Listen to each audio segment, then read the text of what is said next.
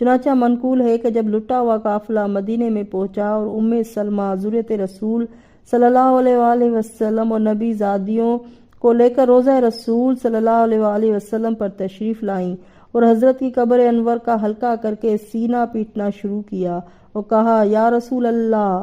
یہ دکھیاریاں، غموں کی ماریاں آپ کی نواسیاں آپ سلم کے پیارے حسین علیہ السلام کا پرسہ دیتی ہیں۔ لکھا ہے کہ جب دکھ بھرا واقعہ دہرایا گیا تو قبر رسول صلی اللہ علیہ وآلہ وسلم کانپنے لگی۔ اس وقت جناب فاطمہ صغریٰ کا یہ حال تھا کہ کبھی اپنی ماں سے لپٹ کر علی اصغر کے غم میں سر پیٹتی تھی،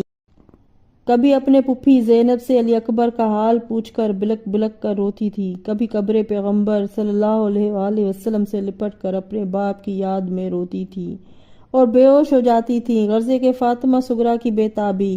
سے قیامت کبریٰ برپا تھی، آسمان ہلتے تھے، زمین